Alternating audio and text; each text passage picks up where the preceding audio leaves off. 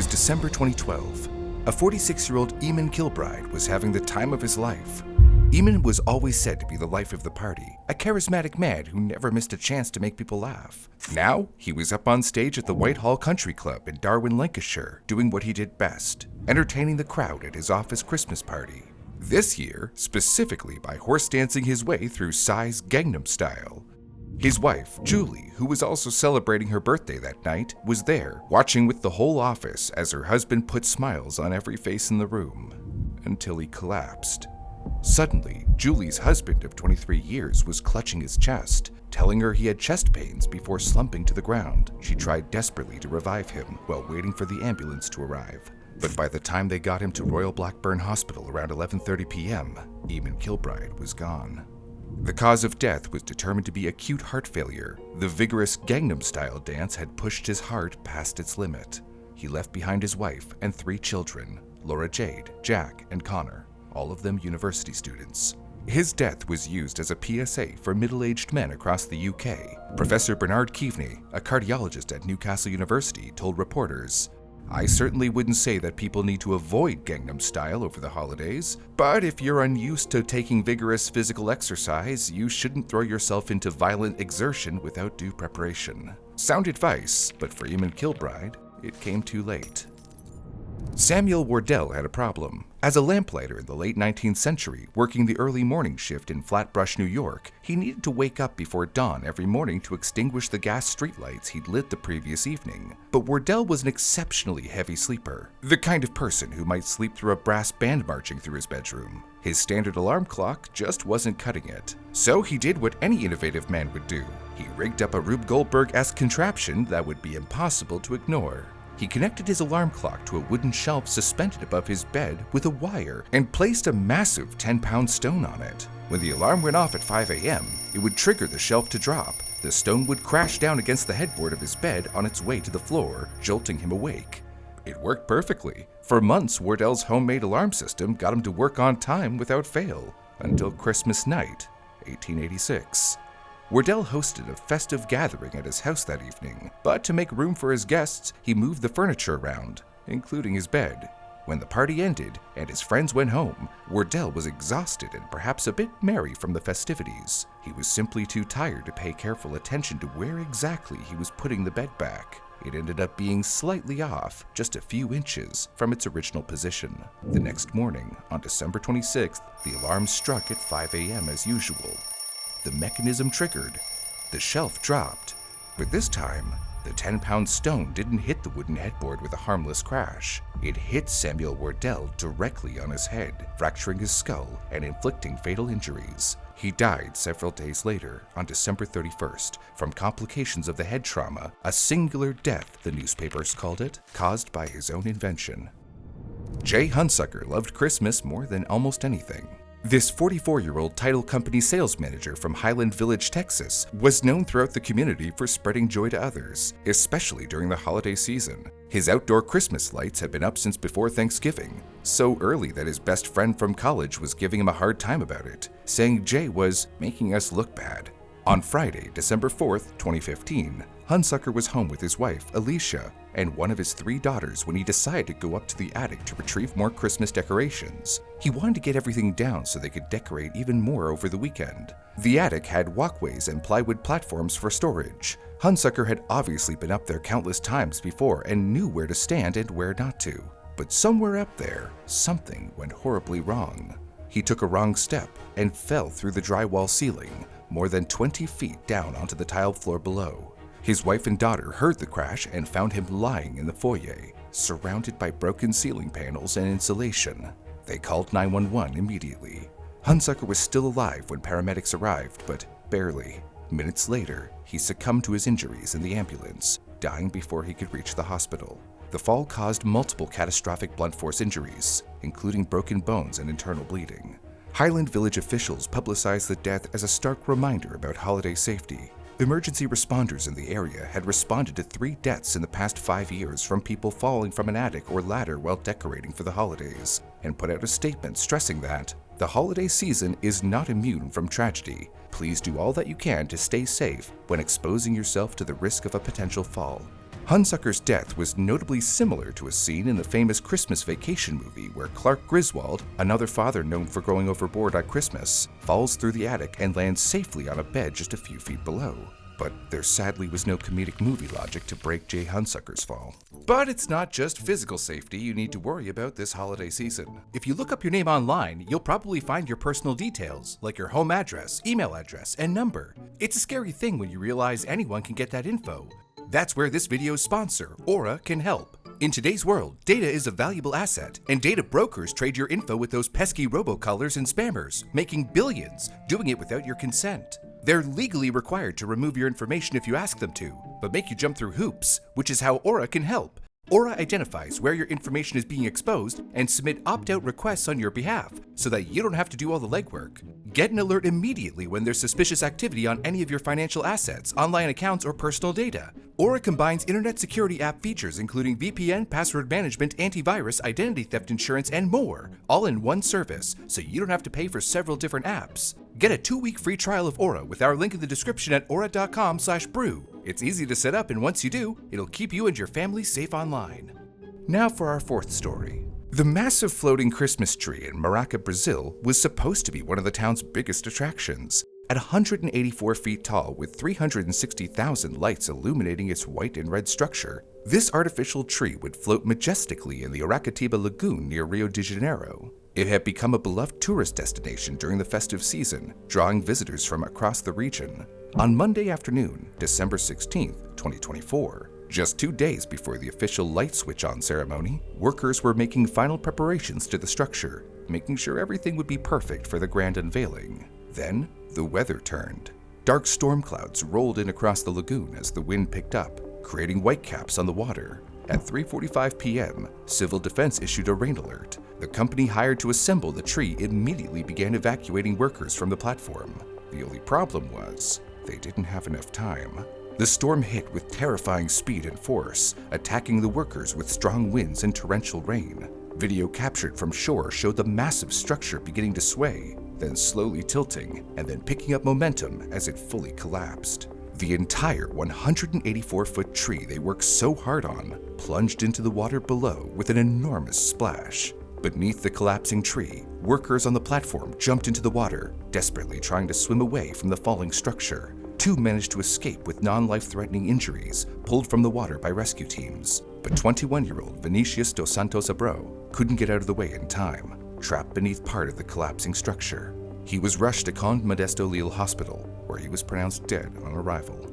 The town declared 2 days of mourning, suspending Christmas lights and displays throughout the area as a mark of respect. At the time of this video, investigations continue into the exact cause of the accident and whether proper safety protocols were followed. Della Gallagher and her husband were in a great mood on Christmas Day 2012. They'd paid £39.95 each for a 4-course Christmas dinner at the Railway Hotel in Hornchurch, Essex, a pub operated by the Mitchells and Butlers chain.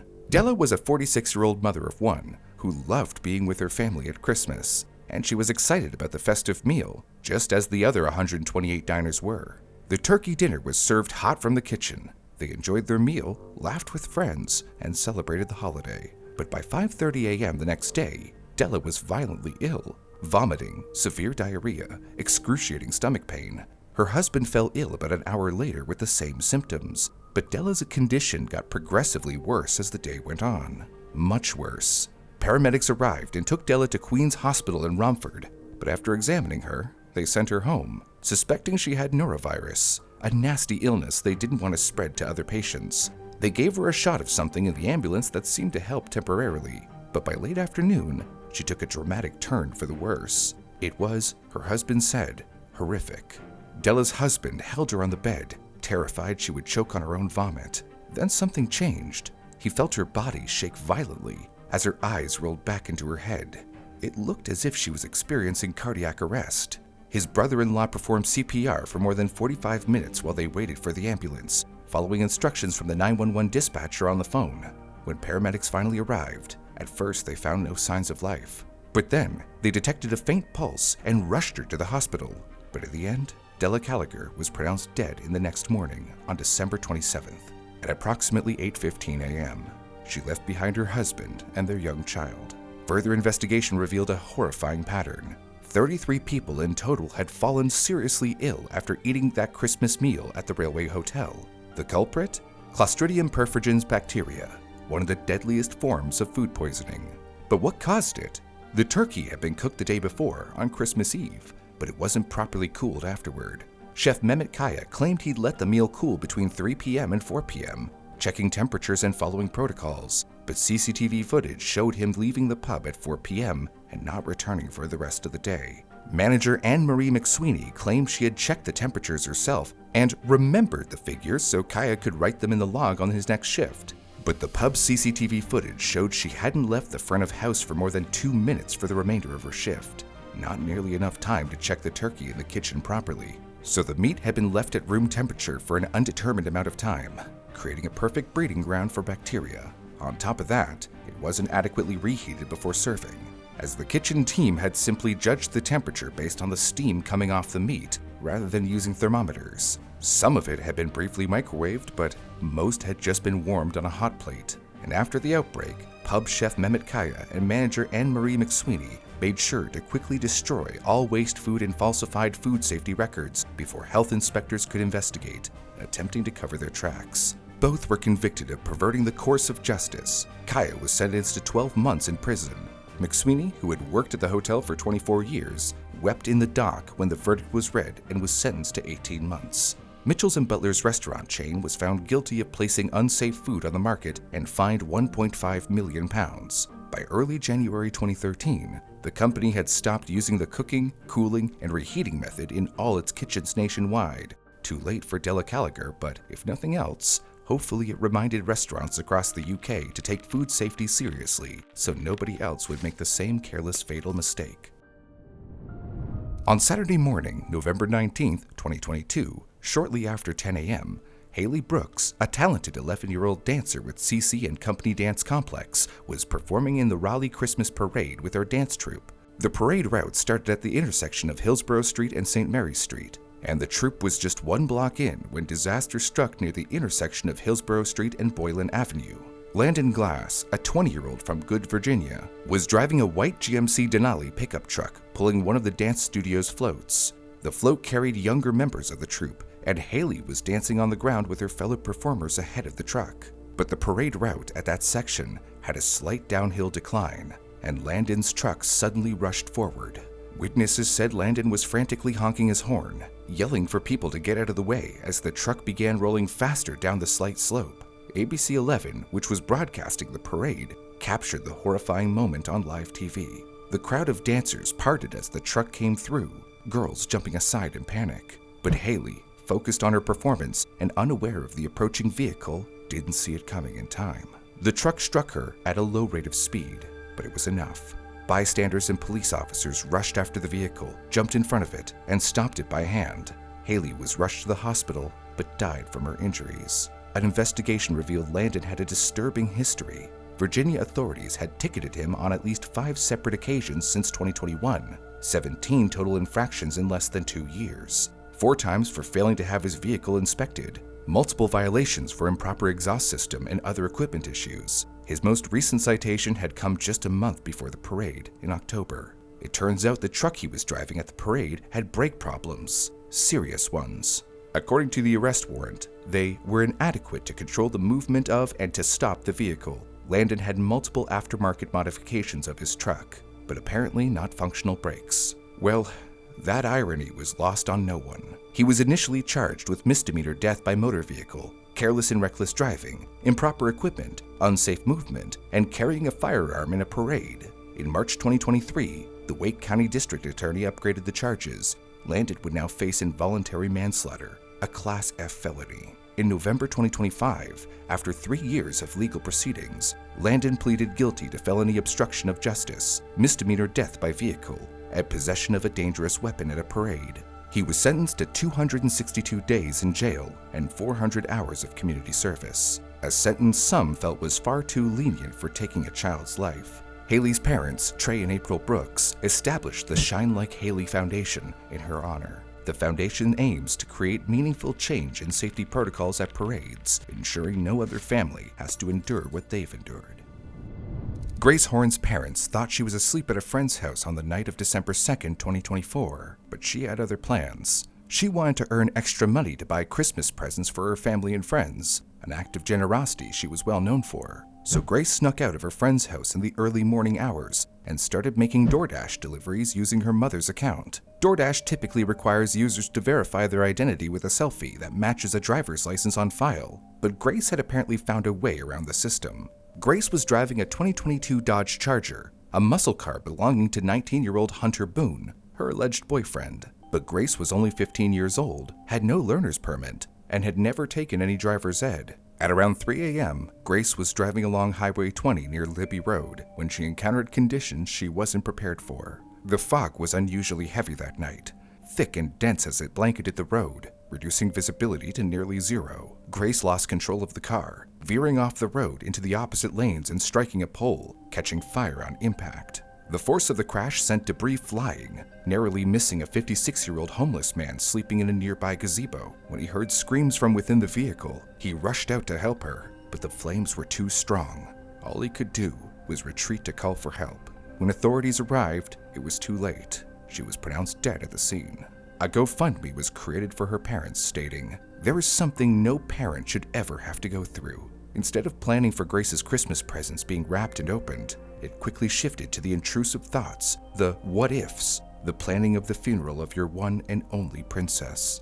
The fundraiser raised more than $20,000 for funeral costs. But the story didn't end there. In September 2025, Grace's family filed a wrongful death lawsuit against Hunter Boone, claiming he negligently let an unlicensed 15-year-old use his muscle car and DoorDash account. The lawsuit alleged Boone knew Grace was underage, knew she was using his vehicle to deliver food, and did nothing to stop her.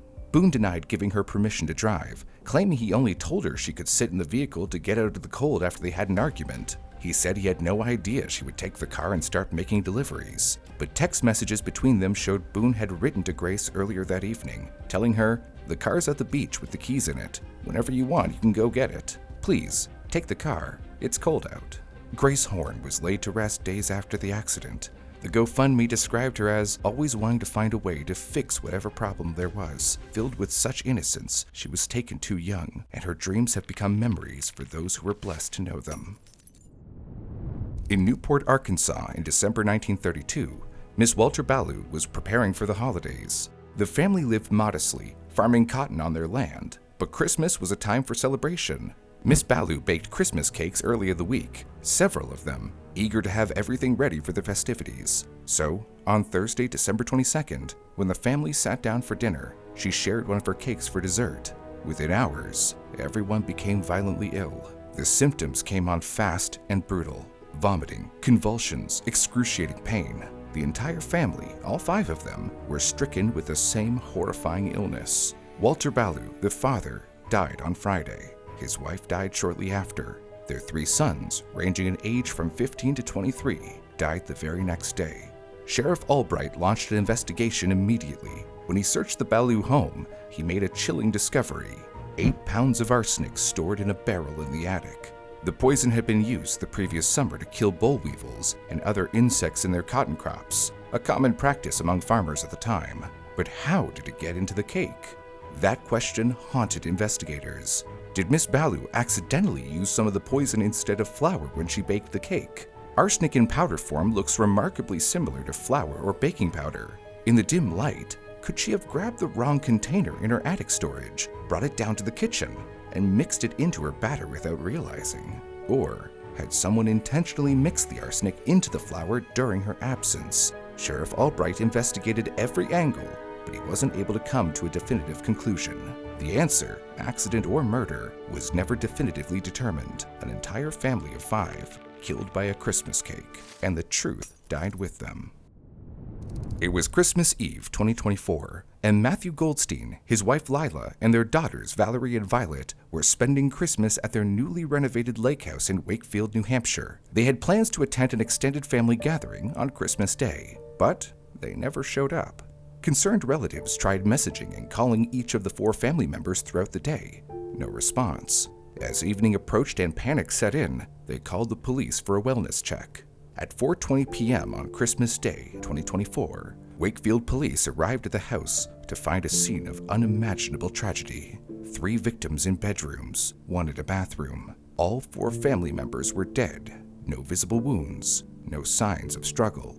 What had killed them? Well, when Wakefield Fire Rescue arrived and tested the air inside the home, they found dangerously elevated levels of carbon monoxide throughout the residence. The propane gas heating system had malfunctioned, allowing the colorless, odorless, tasteless gas to fill the home. On a night when temperatures outside had dropped, the family had cranked up the heat and gone to sleep and never woke up because there were no working carbon monoxide alarms in the house. A medical examiner later confirmed that all 4 died from acute carbon monoxide poisoning. New Hampshire Fire Marshal Sean Toomey held a press conference and urged everyone to install and maintain carbon monoxide alarms. It's estimated that carbon monoxide kills more than 400 Americans every year, with thousands more hospitalized. On a day meant for celebrating family and joy, the Goldsteins died together in their sleep, never knowing what was happening. On March 24, 2005, an 11-year-old girl climbed onto the roof of an abandoned building in South Los Angeles. She had gone to retrieve a soccer ball, but curiosity pulled her to the chimney. When she peered down into it, she saw something that would haunt her forever. A skull with hair still attached. When police arrived at the scene, they discovered skeletal remains wedged in the narrow chimney. The body was that of a young boy, perhaps 12 to 15 years old, wearing faded tan Levi's jeans and a white shirt. No shoes. The bones were covered in decades worth of soot and grime. Forensic anthropologist Elizabeth Miller examined the remains carefully, but she found no signs of trauma to the bones, no knife scrapes and no defensive wounds, no evidence of foul play whatsoever. At least, not the kind that leaves marks on bones. She believed the boy had probably died of starvation or positional asphyxiation. Maybe he'd gotten stuck trying to climb down the chimney. Maybe the clay pipe of the chimney muted his calls for help. Maybe it carried the smell of decay up and out, preventing anyone nearby from noticing. Whatever happened, she thought it was nothing more than a tragic, weird accident. But Detective Chris Barling had a hunch. He thought it was murder. When forensic artist Marilyn Draws created a reconstructive sketch based on the skull's structure, local news stations broadcast the image across Los Angeles. Donna Theos was watching the news at home when the sketch appeared on screen. She screamed at the sight of this ghostly drawn face. The boy looked eerily familiar. He looked like her cousin. DNA testing confirmed what Donna feared. The boy in the chimney was Robert "Robbie" Thompson, who had disappeared on Christmas Eve, 1977. The boy had been in that chimney for 28 years.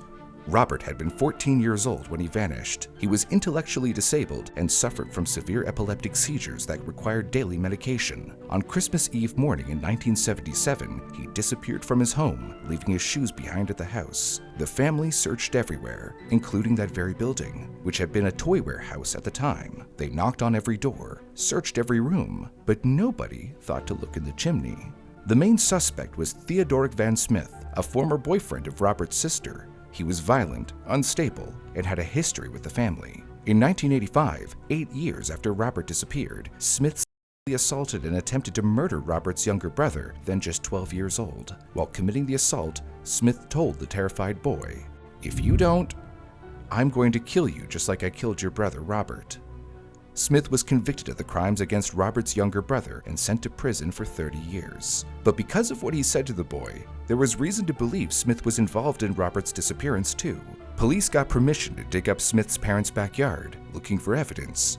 They found remains, but only of dogs. A behavioral psychologist interviewed Smith in prison and concluded he would be capable of the probable murder of Robert Thompson. Yet they couldn't get a confession. Smith wouldn't talk, and without physical evidence linking him to the disappearance, prosecutors hit a dead end, and the case went cold for 20 years. After Robert's remains were found in the chimney, Detective Barlings theorized that Smith had taken Robert to that abandoned building, forced or lured him up onto the roof, and pushed him down the chimney, or threatened him until Robert tried to escape through the chimney and got stuck. The building was known as a place where drug users and homeless people would sometimes shelter. It wasn't far from the Thompson home. But could Barling prove it? No. The bones offered no definitive evidence of homicide. Robert Thompson was finally laid to rest in February 2006. nearly 29 years after he disappeared on Christmas Eve. His mother, Clelia, attended the funeral and called it the day of the closure. She was 78 years old and had lived nearly 3 decades not knowing what happened to her son. But the mystery of how Robert ended up in that chimney and whether someone put him there remains officially unsolved. On Christmas Eve, 1913, the Italian Hall in Calumet, Michigan was packed to the brim with holiday joy. More than 500 people crowded into the building for a Christmas celebration organized by the Western Federation of Miners Ladies Auxiliary. The brutal 5-month strike against the mining companies had taken its toll on the community, and this party was meant to lift the spirits of the striking copper miners and their families during potentially the hardest time of many of their lives. The second-floor ballroom was filled with singing, dancing, and laughter. Big Annie Clement, the famous strike leader known for carrying a giant American flag during protests, and other ladies were helping Santa Claus distribute bags of candy to dozens of excited children gathered around the Christmas tree. Then, someone yelled, "Fire!" Panic erupted instantly. The crowd surged toward the only exit, a steep 8-foot-wide stairway that led down to the street level. People rushed down the stairs, stumbling, falling. Those behind kept pushing forward, unaware of the bodies piling up ahead, driven by the primal fear of death.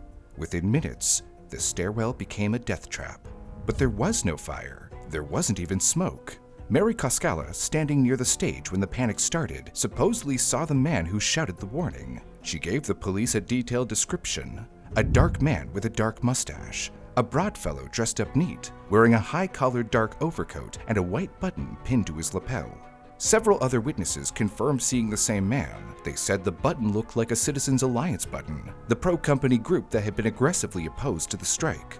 According to witnesses, the man had shouted fire in a loud, commanding voice, then spread his arms wide and yelled, "Rush," before turning and disappearing into the chaos, never to be identified. At the bottom of the stairs, bodies were piled 4 and 5 feet high, wedged together so tightly that rescuers had to use ladders to reach the second floor and remove victims from the top down. Children's bodies were crushed beneath entire families who died together, their small hands still clutching candy bags they'd received from Santa just moments before. 74 people died in that stairwell. 59 of them were children, some as young as 2 years old. The entire community was devastated. The strike had already broken families financially, but now it had broken them in an even more tragic, irreversible way. The tragedy became known as the Italian Hall disaster, one of the deadliest incidents in American labor history. The very next day, December 25th, Charles Moyer, president of the Western Federation of Miners, arrived in Calumet. He immediately called the entire tragedy an act of mass murder and accused the Citizens Alliance of orchestrating the panic. When the Alliance offered a $25,000 donation to the victims' families, Moyer publicly refused it, calling it blood money. That night, around 2 a.m., approximately 25 men wearing Citizens Alliance buttons stormed Moyer's hotel room. They beat him viciously, shot him in the back, and dragged his bleeding body to the railway station. They threw him onto a Chicago-bound train with orders never to return to Calumet. He never did. No one was ever arrested for the assault on Moyer, and no one was ever identified as the man who yelled fire in the Italian Hall. An inquest was held, but no charges were filed. The mining company denied any involvement. The Citizens Alliance denied any involvement. The mystery of who caused the panic, and whether it was intentional mass murder or a tragic false alarm, was never solved. A memorial now stands at the site, remembering the 73 lives lost, especially the 59 children who went to a Christmas party and never came home. On December 9th, 1967, a crowd of 2,000 spectators gathered at the North Park Shopping Center near Mill Road and First Avenue in Evansville, Indiana. The parking lot was packed with families, and children were everywhere, hundreds of them, bundled up against the December cold. They were there to watch Santa Claus arrive. By helicopter. From the North Pole, of course. For children in 1967, seeing a helicopter in flight was still something of a novelty. Commercial helicopter travel was rare. Actually, most of these kids had never even seen one up close, so the excitement in the crowd was palpable. Everyone was watching, waiting. The event had been organized by the North Park Merchants Association to promote holiday shopping at their stores. They wanted something spectacular, something memorable, something that would draw crowds and make headlines. They certainly got the headlines, just not the ones they wanted. Flying the small Hughes 300 utility helicopter was William B. Dorr, owner of Crescent City Aviation and president of the Indiana Aviation Training Association. Dorr was an experienced pilot who had participated in several local aerial promotions over the years, including other Santa landings at tri-state shopping centers. He knew what he was doing. Playing the part of Santa was William C. Bretz, a 42-year-old tool and die maker at Whirlpool who had often portrayed the character during the holidays. Bretz loved being Santa. His wife Lorena had hand-sewn his Santa suit specifically for this event, and even showed up with their 2 children, watching excitedly as the helicopter approached with their Father Christmas inside. The plan was for the helicopter to approach from the north, circle the shopping center once, then land at a designated area of the parking lot where Santa would greet the children and hand out candy. At first, everything seemed fine. The crowd was cheering. Children were jumping up and down. The helicopter was coming in low, preparing to land. But then, the helicopter's top rotor blade clipped a high-voltage power line, causing a shower of sparks. To some in the crowd, it looked like a firework display to herald Santa's arrival, a planned special effect. But the pilot, William Dorr, knew immediately what had happened. He tried desperately to move away from the wire, pulling up, adjusting course. Unfortunately, the blade contacted the wire a second time and snapped the power line completely. In a split second, the helicopter's battery was violently ejected from the craft when it hit the power line. The battery flew through the air like a missile, crashed through the windshield of an unoccupied car park nearby, and exploded, showering the area with fragments and battery acid. The helicopter flipped upside down, nosedived, and crashed onto the pavement within 10 feet of the crowd. The impact was catastrophic. Parents screamed and rushed their families from the area, trying to cover their children's eyes. Several brave spectators rushed to the downed craft, hoping to free the men inside. When paramedics arrived minutes later, they found that William C. Bretz, Santa Claus, had likely died on impact.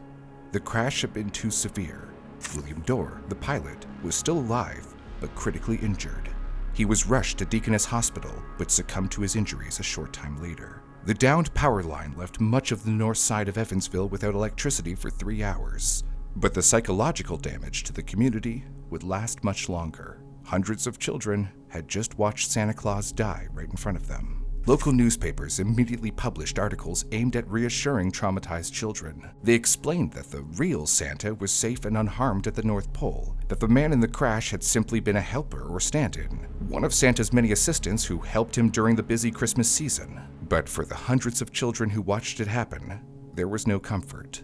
The magic of Christmas had been shattered, and no amount of reassurance could undo what they'd witnessed. The investigation by the Federal Aviation Administration revealed several critical failures. At the time, the FAA required approval for helicopter landings at unordinary sites, but no approval had been sought or granted for the North Park Santa landing. The organizers had simply assumed they could land wherever they wanted. On February 1969, more than a year after the crash, the Federal Transportation and Safety Administration issued its final report. They determined that Dorr hadn't properly surveyed the landing area for obstacles like power lines. The low-hanging wires weren't clearly visible from altitude, especially in December's flat light. The North Park Shopping Center continued operating for decades, but the shadow of that day never quite left. For those who were there, it became the day Santa died in Evansville. And thus concludes the 12 Deaths of Christmas. We hope you've learned something from these cautionary tales and that you have a happy and accident-free holidays. Thanks for watching. If you're contemplating what to watch next, how about this one, where we break down the found footage of a diver who recorded his own death at the world's most dangerous dive site? And if you'd like to give us a gift, the top 2 things on our wish list are a like and a subscribe. You'd be surprised how much those 2 clicks help us. Stay safe out there, and see you on the next one. Merry Christmas, everyone.